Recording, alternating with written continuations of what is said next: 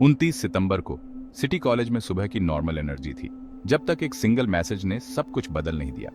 यह एक ऐसा दिन था जो हमेशा के लिए याद रखा जाएगा। हर स्टूडेंट के फोन पर नोटिफिकेशन आया। आदित्य की मौत एक एक्सीडेंट नहीं थी, यह एक वेल प्लान्ड मर्डर था। यह मैसेज एक रहस्य की शुरुआत थी जिसने हर किसी को चौंका दिया। तुरंत हंसी फुसफुसाहट में बदल गई और डर पूरे कैंपस में फैल गया। हर कोई इस खबर को समझने की कोशिश कर रहा था। मुझे ये सब बिलीव नहीं हो रहा। ये कैसे हो सकता है? आदित्य तो हमेशा खुशमिजाज था।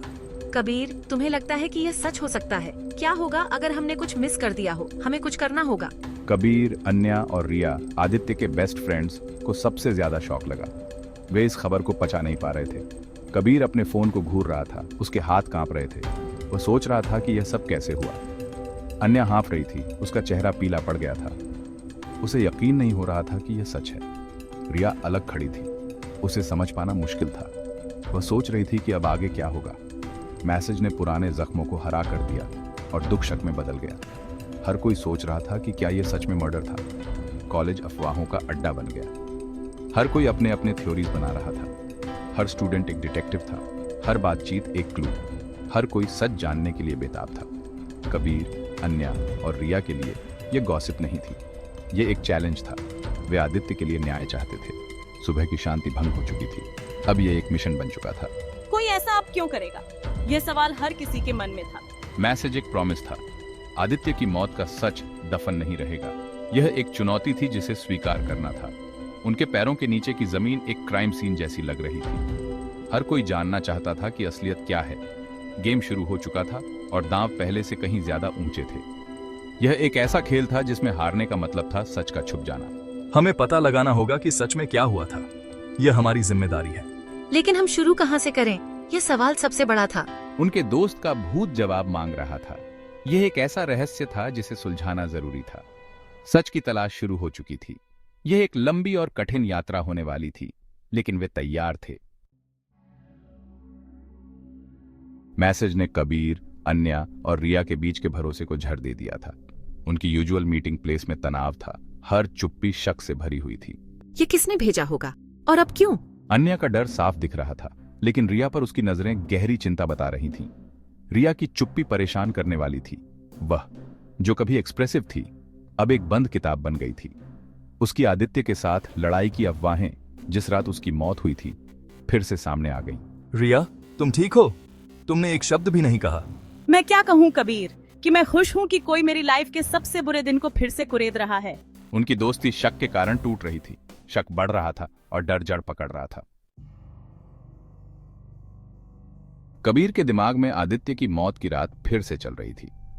टेरेस पार्टी लाउड और ब्राइट थी, जब तक उसने आदित्य और रिया को किनारे पर बहस करते नहीं देखा।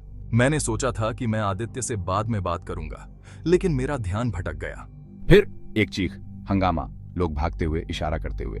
नहीं आदित्य! कबीर भीड़ को धकेलते हुए आगे बढ़ा और उसने वह खाली जगह देखी जहां आदित्य खड़ा था। नीचे आदित्य का शरीर बेजान पड़ा था। पार्टी एक ट्रेजेडी में खत्म हुई। पुलिस ने इसे एक्सीडेंट बताया, लेकिन अब हर डिटेल सस्पिशियस लग रही थी। रिया का दुख, उसका बचना, बहस, कुछ भी अब सिंपल नहीं लग रहा था। क्या यह सच में एक एक्सीडेंट था? पास्ट जवाबों के लिए चीख रहा था। उस रात की गूंज मिटने से इनकार कर रही थी। कबीर जानता था कि वह उन्हें इग्नोर नहीं कर सकता। सच उन यादों में दफन था।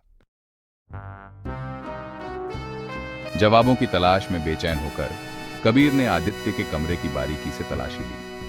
हर कोने, हर दराज, हर संदूक को उसने ध्यान से देखा, मानो कोई छुपा खजाना ढूंढ रहा हो। कमरे की हल्की रोशनी में उसकी परछाई दीवारों पर डोल रही थी और हर छोटी सी आवाज उसके दिल की धड़कन बढ़ा रही थी। अचानक फर्श बोर्ड के नीचे उसे एक ब्लैक डायरी और आदित्य का पुराना फोन केस मिला। ये चीजें इतनी सफाई से छुपाई गई थीं कि कोई भी आसानी से नहीं ढूंढ सकता था। फोन केस के अंदर छुपा था एक माइक्रो एसडी कार्ड, एक डिजिटल बैकअप, जिसमें शायद वो राज छुपे थे जो डायरी में नहीं लिखे जा सकते थे। डायरी के पन्ने एक सीक्रेट कोड में लिखे थे, जिसे सिर्फ कबीर और आदित्य ही समझ सकते थे। हर पेज पर अजीब अक्षर, संकेत और चिन्ह थे, मानो कोई पहेली हो। आदित्य, तुमने कभी कुछ आसान नहीं बनाया। तुम्हारी आदत थी सब कुछ जटिल बनाने की, लेकिन शायद इसी में तुम्हारी खासियत थी। मुझे उम्मीद है कि मैं इसे अभी भी क्रैक कर सकता हूँ। तुम्हारे लिखे हर शब्द में कोई ना कोई सुराग जरूर छुपा होगा। लेकिन एसडी कार्ड पासवर्ड प्रोटेक्टेड था। स्क्रीन पर लॉक का चिन्ह देखकर कबीर की बेचैनी और बढ़ गई। कबीर ने हर कॉम्बिनेशन ट्राई किया जो वह सोच सकता था, दोस्तों के नाम, जन्मदिन, पसंदीदा किताबें, लेकिन कुछ भी काम नहीं आया। हर बार स्क्रीन पर वही असफलता का संदेश। अब उसके सामने दो पहेलियां थीं, एक कोडेड डायरी और एक लॉक्ड एसडी कार्ड। दोनों में छुपे थे वो जवाब जिनकी उसे तलाश थी। मैं हार नहीं मानूंगा आदित्य, चाहे जितना भी मुश्किल हो, मैं पता लगाऊंगा कि सच में क्या हुआ था। तुम्हारे हर राज को उजागर करूंगा। कबीर का डिटर्मिनेशन अब पहले से कहीं ज्यादा मजबूत हो गया था। उसके चेहरे पर एक अलग ही जिद दिख रही थी। वह सच के करीब था, लेकिन जवाब अभी भी उसकी पहुंच से बाहर थे। हर सुराग उसे एक नई दिशा में ले जाता, लेकिन मंजिल अभी दूर थी। आदित्य के आखिरी दिनों के सीक्रेट्स अब भी खुलने का इंतजार कर रहे थे। हर चीज में एक कहानी छुपी थी, बस उसे समझना बाकी था। मैं तुम्हें यह देता हूं मेरे दोस्त, तुम्हारे भरोसे को मैं कभी टूटने नहीं दूंगा। अब इन्वेस्टिगेशन सिर्फ एक केस नहीं, बल्कि कबीर के लिए पर्सनल मिशन बन चुकी थी। हर जवाब उसके लिए मायने रखता था। कबीर तब तक नहीं रुकता जब तक वह सच का पर्दाफाश नहीं कर देता। उसके कदम अब और भी मजबूत हो गए थे। क्लूज वहीं थे, उसे बस उन्हें एक साथ जोड़ना था। तलाश जारी थी और कबीर जानता था कि अब वह पीछे नहीं हट सकता। जैसे जैसे कबीर गहराई में गया, उसे लगा कि कोई उसे देख रहा है। एक ब्लैक हुडी में एक शख्स जहां भी वह जाता था, हमेशा दूर, हमेशा छिपा हुआ। मैं इस शख्स को बार बार देखता था, हमेशा आदित्य जैसा फोन लिए हुए। एक रात हुडी वाला शख्स एक स्ट्रीट लाइट के नीचे खड़ा था। उसके हाथ में आदित्य जैसा ही फोन और केस था। क्या यह आदित्य का बैकअप फोन था या किलर का? कबीर ने उस शख्स का पीछा किया, लेकिन वह रात के अंधेरे में गायब हो गया। खतरा रियल था। कोई उसे मॉनिटर कर रहा था, जिसके पास सबूत का एक क्रूशियल टुकड़ा था। क्या वे मुझे डराना चाहते हैं या मुझे कहीं ले जाना चाहते हैं? हुडी में छाया अब मिस्ट्री की कुंजी थी। कबीर को उन्हें ढूंढना था। खतरा पहले से कहीं ज्यादा करीब था। हुडी वाले शख्स की मौजूदगी ने कबीर के इरादों को और मजबूत कर दिया। अब उसके लिए यह सिर्फ एक रहस्य नहीं, बल्कि जुनून बन चुका था। हर बार जब वह उस छाया में छुपे शख्स को देखता, उसके अंदर की आग और भड़क उठती थी। कबीर ऑब्सेस्ड हो गया था। वह हर क्लू को जोड़ने में लगा था। मैसेज, रिया का अजीब बिहेवियर, डायरी के पन्ने, एसडी कार्ड और वो अजनबी। हर सुराग उसे एक नई दिशा में ले जाता, लेकिन जवाब अब भी दूर थे। आदित्य जस्टिस डिजर्व करता था। मैं इसे ऐसे ही जाने नहीं दूंगा। उसकी दोस्ती, उसकी सच्चाई मैं सबके सामने लाऊंगा, चाहे कुछ भी हो जाए।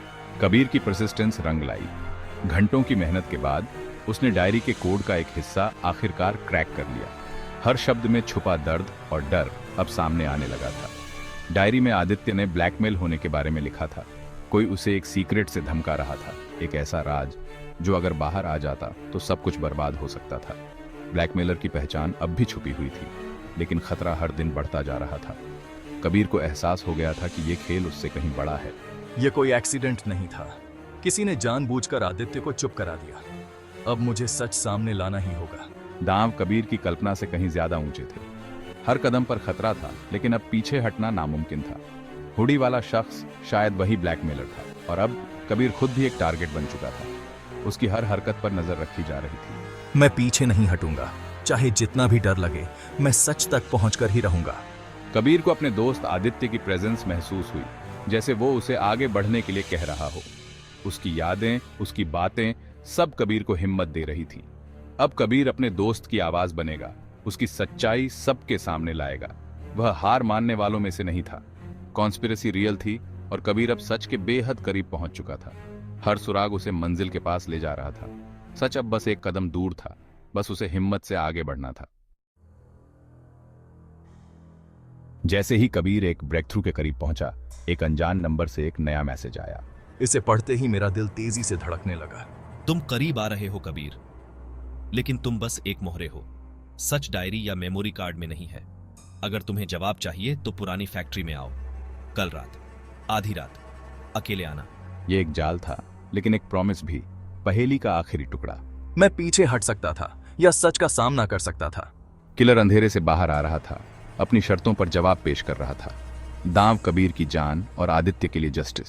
मुझे जानना है कि सच में क्या हुआ था। आधी रात करीब आ रही थी। चॉइस कबीर की थी। एंड गेम शुरू हो चुका था।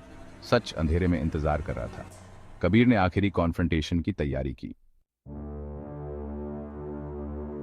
कबीर एक क्रॉसरोड्स पर खड़ा था, सेफ्टी या जस्टिस। मैंने आदित्य की हिम्मत के बारे में सोचा। मैं अब पीछे नहीं हट सकता था। उसने डिकोड की हुई डायरी को फिर से देखा। आदित्य ने वापस लड़ने की कोशिश की थी। मुझे अपने दोस्त का सम्मान करना था। कबीर ने अपने सारे एविडेंस की कॉपी बनाई और उसे एक भरोसेमंद दोस्त के पास इंश्योरेंस के तौर पर छोड़ दिया। जैसे जैसे आधी रात करीब आई, वह सुनसान फैक्ट्री के सामने खड़ा था। उसका दिल तेजी से धड़क रहा था। मैंने एक गहरी सांस ली और अंदर कदम रखा। फैक्ट्री बड़ी और शांत थी। कबीर अंधेरे में चलता गया, सच की ओर या एक जानलेवा जाल की ओर। आदित्य की मौत की कहानी अपने आखिरी चैप्टर तक पहुंचने वाली थी। यह तुम्हारे लिए है, आदित्य।